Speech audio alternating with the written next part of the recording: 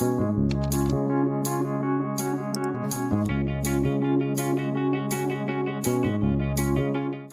And welcome to S S class. तर students, आज आपण सॉलिड स्टेट जी आपली केमिस्ट्री आहे क्लास 12चं फर्स्ट चॅप्टरला स्टार्ट करतो आहे. आपली जी नवीन बॅच आहे 2020-21-22ची, तिच्या बोर्ड एक्झामसाठी आपण प्रिपरेशन करणार आहोत आजपासून. ठीक आहे, लेक्चर जास्तीत जास्त विद्यार्थ्यांपर्यंत शेअर करा, कारण जे नवीन बॅचमध्ये आहेत, जे नवीन आता 12वीला गेले त्यांच्यासाठी मी नवीन बॅच स्टार्ट करतो आहे. हे जे चॅप्टर आहे सॉलिड स्टेट, हे जर असं बघितलं तर 3 मार्काला असेल, पण विथ ऑप्शनल 5 मार्काचं हे चॅप्टर आहे आपलं. वेटेज 3 ते 5 मार्काचं याच्यावरती येऊन जातं तुम्हाला क्वेश्चन. क्वेश्चन म्हणजे ह्या चॅप्टरमधून जे प्रश्न विचारले जातात बोर्ड एक्झामला, तर ते 3 ते 5 मार्क्ससाठी तुम्हाला विचारले जातील. ठीक आहे. So let's we start this chapter, की ह्या चॅप्टरमध्ये दिलेलं काय आणि कुठल्या पद्धतीने आपल्याला शिकायचं आहे. सॉलिड स्टेट पण मी तुम्हाला सांगेल की एक्झॅक्टली काय असते. ठीक आहे. Before this we can start with can you recall. हे क्वेश्चन आपल्याला आपल्या पुस्तकामध्ये दिलेले होते. सगळ्यात पहिले तर त्यांनी आपल्याला विचारलं आहे की what are the 3 most common states of matter. तर most common states of matter सगळ्यांना माहिती आहेत. ठीक आहे. एक लहान मुलगा पण सांगून देईल की सॉलिड, लिक्विड अँड गॅसेस हे मोस्ट कॉमन 3 स्टेट्स आहेत मॅटरच्या. ठीक आहे ना. मॅटर काय असतं, that anything which having certain mass and occupied some space. ठीक आहे, काहीतरी स्पेस ऑक्युपाय करतं आणि काहीतरी मास आहे, त्याला आपण म्हणतो मॅटर. आणि असं मॅटर कोणत्या कोणत्या फॉर्ममध्ये असतं, सॉलिड, लिक्विड अँड गॅसेस. अजून एक आहे प्लाझ्मा, नाहीतर मग बोस्ट. अजून एक मेथड आहे म्हणजे स्टेट आहे मॅटरची, that is Bose Einstein something म्हटलं आता त्याला.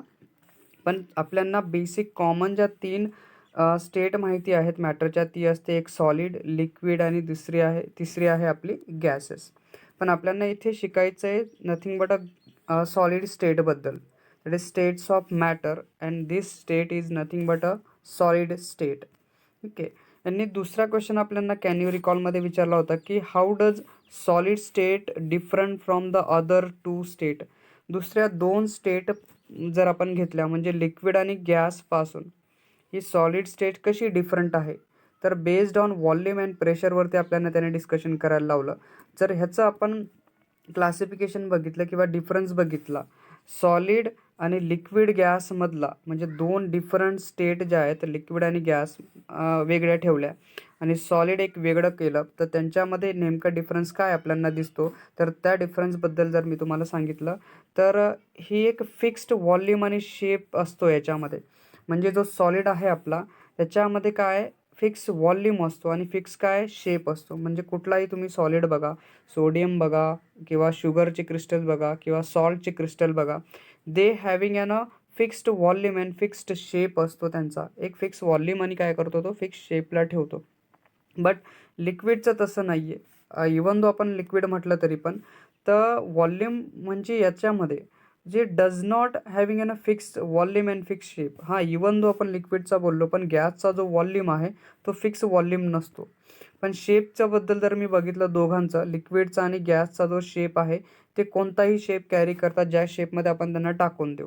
ठीक आहे. लिक्विडचा जरा डिफरंट आहे, कारण व्हॉल्यूम फिक्स असेल पण शेप फिक्स नसेल. पण गॅसचा जर विचार केला तर त्याच्या गॅसमध्ये दोघांचा व्हॉल्यूम आणि शेप इथे फिक्स नसतो, कारण व्हॉल्यूम जे गॅसचे मॉलिक्युल्स आहेत दे आर व्हेरी डिफरंट, म्हणजे खूप एकमेकांपासून दूर दूर असतात. लिक्विड आणि गॅसमध्ये हाच आपल्याला एक फरक दिसतो, सॉलिड आणि गॅसियसमधला. जो व्हॉल्यूम आहे आणि शेप आहे यांच्यामध्ये फिक्स दिसत नाही. दुसरा डिफरन्स कसा येतो आपला सॉलिडमध्ये आणि गॅस लिक्विडमधला, तर particles are closely packed with each other, म्हणजे एकदम क्लोजली बाउंडेड असतात एकमेकांना. म्हणजे जर ह्याच्यामध्ये आपण बघितलं, हे सॉलिडचा एक क्रिस्टल आहे आणि ह्यांच्यामध्ये छोटे छोटे क्रिस्टल्स त्यांचे कसे असतात, क्लोजली बाउंडेड असतात विच इच अदर. एकमेकांच्या खूप जवळजवळ हे क्रिस्टल तुम्हाला दिसायला भेटतील, एकदम क्लोजली पॅक्ड असतात हे. पण लिक्विड आणि गॅसेसचं तसं नसतं, दे आर लूजली बाउंडेड असतात एकमेकांना. म्हणजे एक पार्टिकल जो आहे त्याचा एक थोडे थोडे जर आपण बघितलं, त्यांच्यामध्ये थोडा आपला अंतर दिसतो त्यांच्यामध्ये. ठीक आहे. पण गॅसेसचा जर असेल तर ते गॅसचे जे मॉलिक्युल्स आहेत, आपले जे पार्टिकल्स आहेत, दे आर व्हेरी एकमेकांपासून खूप दूर दूर असतात आणि लूजली बाउंडेड असतात एकमेकांपासून. ठीक आहे. So that particles of are loosely bounded with each other than the solid. The third difference is that की स्लाइटली चेंज इन सॉलिड म्हणजे थोडासा चेंज होतो त्याच्या शेपमध्ये म्हणू किंवा आपण स्लाइट चेंज होतो, बदल होतो. कधी? ज्यावेळेस आपण टेम्परेचर आणि प्रेशर चेंज केला सॉलिडचा. एकदम थोडासा मायनरचा बदल आपल्याला दिसतो. बरोबर आहे. थोडंसं ते बिहेव करतं. ठीक आहे. लिक्विड दिलं तर हीट दिली तर एक्सपांड होऊन जाईल. ठीक आहे. प्रेशर दिलं तर कॉम्प्रेस होऊन जाईल. पण हे कसा चेंज आहे? Which will be a slight change आहे. एकदम मायनर चेंज आपल्याला याच्यामध्ये दिसतो. पण लिक्विड आणि गॅसेसचं तसं नाही आहे. त्याच्यामध्ये खूप मोठा चेंज दिसतो, ग्रेट चेंज दिसतो ज्यावेळेस आपण टेम्परेचर आणि प्रेशर देतो त्यावेळेस. ठीक आहे ना. लिक्विडचं डायरेक्ट गॅसमध्ये होतं. गॅसेसमध्ये कन्व्हर्जन होऊन जातं. तर असंच आहे की ग्रेट चेंज आपल्याला लिक्विडमध्ये आणि गॅसमध्ये दिसतो. But there is a slight change in solid. सॉलिडमध्ये खूप कमी चेंज आपल्याला दिसायला भेटतो. तर हे 3 मेजर डिफरन्सेस आपल्याला इथे समजतात. कॅन यू रिकॉलचा जर आपण आन्सर दिलं तर. But I want to introduce that the solid state म्हणजे आपल्याला चॅप्टर इंट्रोड्यूस करायचं आहे की नेमकं ते चॅप्टर आहे काय आणि त्याच्यामध्ये आपल्याला सॉलिड स्टेटबद्दल काय शिकायचं आहे. तर इथे आपण जर बघितलं की it is a strong inter particular force of attraction म्हणजे जर सॉलिड स्टेट आहे तर त्यांच्या पार्टिकल्समध्ये जर 2 पार्टिकल्स आले, हे दोघं पार्टिकल्स ह्यांच्यामध्ये जो फोर्स ऑफ अट्रॅक्शन आहे they are very strong. That is strong intermolecular force of attraction आपल्याला दिसतो 2 फोर्सेसमध्ये. 2 मॉलिक्युल्समध्ये ह्या दोघांमध्ये जो फोर्स ऑफ अट्रॅक्शन आहे which are very strong force of attraction. म्हणजे असे फोर्स ऑफ अट्रॅक्शनचे जे मॉलिक्युल्स असतील, असे मॉलिक्युल्स जर आपण घेतले तर हे सगळीकडे असतील की नाही. म्हणजे इवन दो एक सॉलिडमध्ये हे जे मॉलिक्युल्स आहेत आपले they are closely attach with each other, closely bounded with each other. एकमेकांशी क्लोजली बॉन्डिंग करतात. ठीक आहे. देअर विल बी लाईक दिस. जर असं बघितलं आपण तर closely bound with each other and strong intermolecular force of attraction आपल्याला त्यांच्यामध्ये दिसून जातो. म्हणजे असे फोर्स ऑफ अट्रॅक्शनचे जे मॉलिक्युल्स आहेत they are very closely bounded with each other. म्हणजे फोर्स ऑफ अट्रॅक्शन खूप स्ट्रॉंग आहे त्यांच्यामध्ये. तसंच ते जे मोस्ट ऑफ द सॉलिड्स आहेत दॅट इज डेफिनाईट शेप दिसतो आणि डेफिनाईट व्हॉल्यूमच असतो ना. कारण तुम्ही बघितलं आहे की एक क्रिस्टलच आपल्याला साधा जर आपण बघितला तर हा साधा क्रिस्टल आपल्याला दिसतो आणि असा साधा crystal which are having an a certain state म्हणजे ह्या पद्धतीने त्यांचा एक स्पेसिफिक शेप आपल्याला दिसून जातो. एक स्पेसिफिक शेप आहे, डेफिनाईट शेप आहे आणि हा जो बघितला तर तुम्हाला एक डेफिनाईट व्हॉल्यूम पण तुम्हाला याच्यामध्ये दिसून जाईल सॉलिड स्टेटमध्ये. देन दिस सॉलिड जो आहे, जो डेफिनाईट शेप आणि व्हॉल्यूम दाखवतो, त्याचा जो स्मॉलेस्ट कन्स्टिट्युएंट पार्टिकल आहे, म्हणजे स्मॉलेस्ट कन्स्टिट्युएंट पार्टिकल जसं व्हेरियस सॉलिड्स आहेत म्हणजे पार्टिकल्समध्ये वेगवेगळ्या सॉलिड्समध्ये वेगवेगळे स्मॉलेस्ट कन्स्टिट्युएंट पार्टिकल्स असतात. जसं एक जर बघितलं तर सॉलिडमध्ये ॲटम असतो. आपण लहानपणापासून शिकत आलो आहे, 8वी-9वीमधून शिकत आलो आहे की ॲटम्स असतात, आयन्स असतात आणि मॉलिक्युल्स असतात. तर हे जे छोट्यात छोटा भाग आहे, एकदम लहान पार्टिकल आहे, एकदम छोटा भाग जो येतो सॉलिडचा तो आपल्याकडे ॲटम म्हणतो, आपण आयन्स म्हणतो किंवा मॉलिक्युल्स म्हणतो.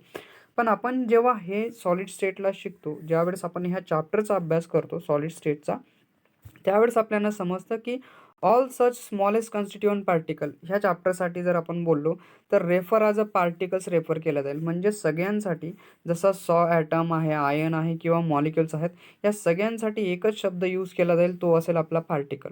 काय यूज करू आपण? पार्टिकल नावाचा शब्द आपण इथे यूज करणार आहोत. म्हणून solid state that is the constituent smallest constituent particle असेल तो आपण पार्टिकल म्हणून कन्सिडर करणार आहोत इथे.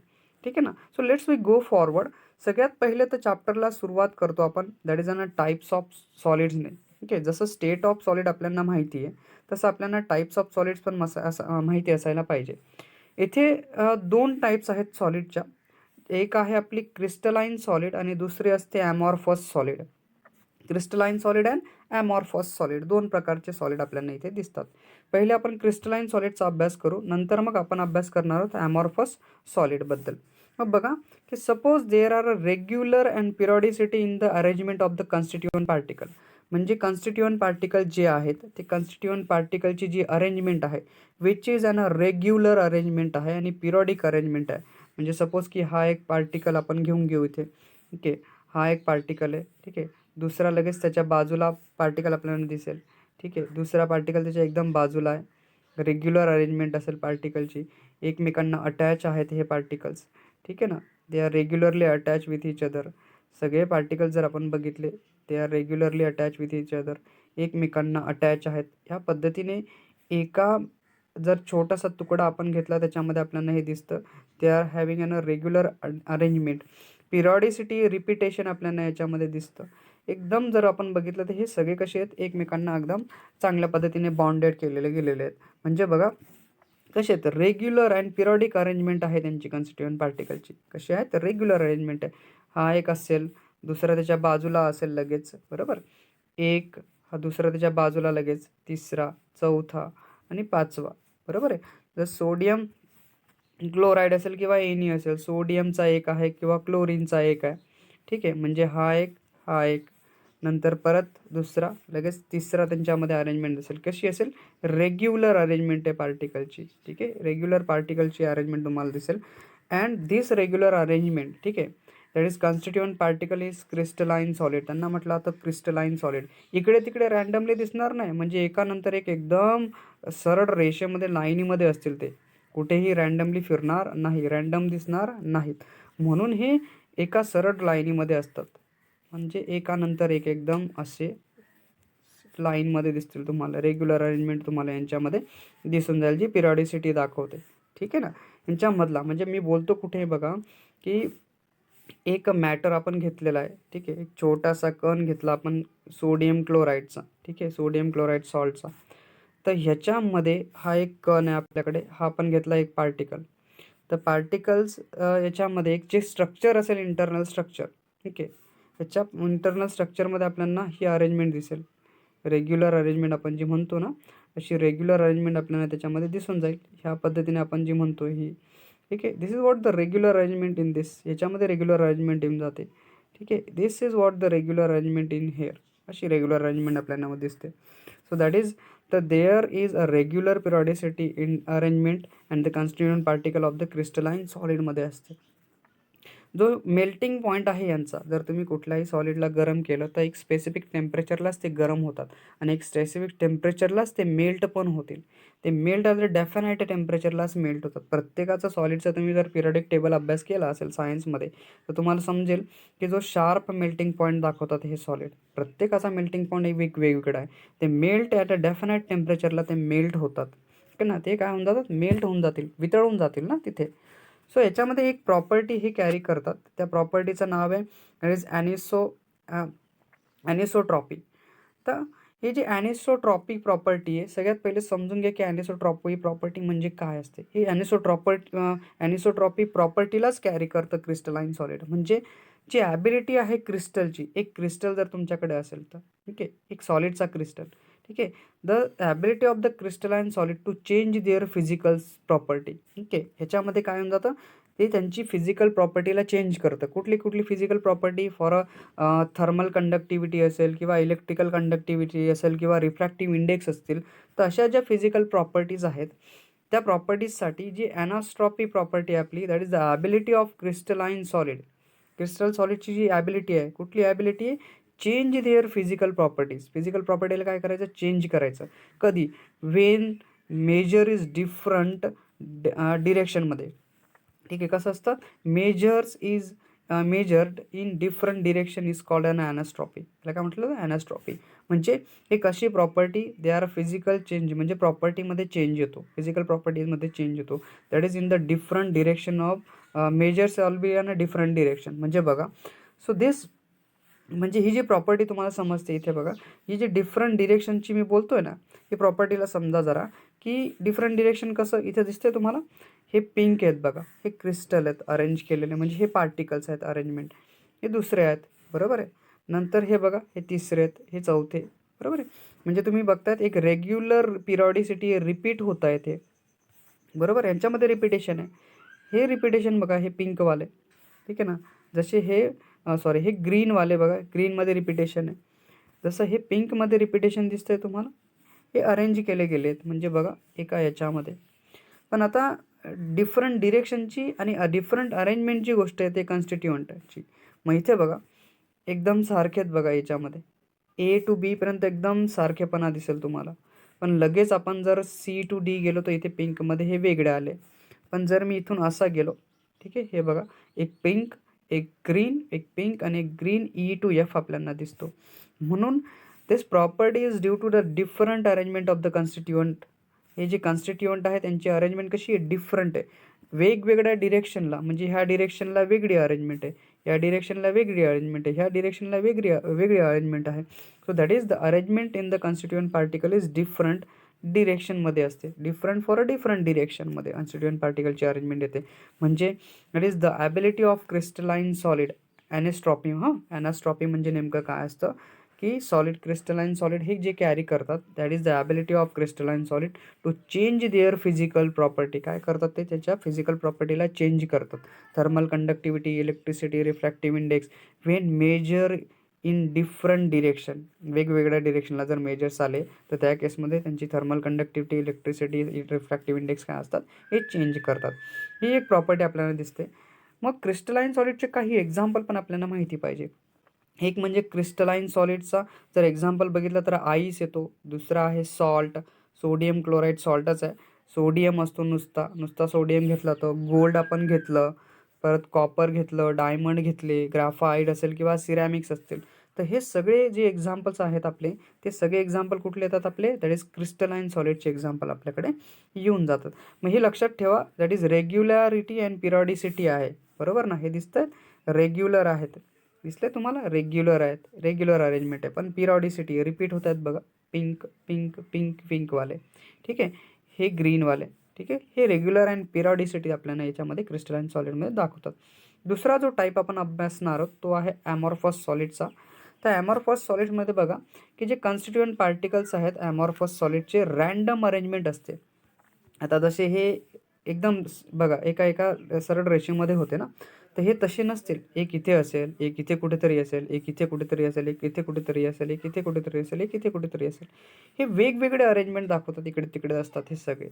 एक जवळ नसतील, रँडमली कुठेही फिरत राहतील. म्हणजे हे कसं झालं आहे, तुमच्याकडे स्कूल आहे, ठीक आहे.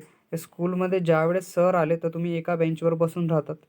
पण सर नसले तर काय होतं, सगळेचे सगळे स्टुडंट पूर्ण वर्गभर फिरत राहतात, एकमेकांच्या मित्राच्या बेंचवर जाऊन बसतात आणि गप्पा मारत बसतात. तर हीच आहे दॅट इज क्रिस्टलाइन सॉलिड आणि ॲमॉर्फस सॉलिडचा एक बेसिक डिफरन्स आपल्याला समजतो. बरोबर.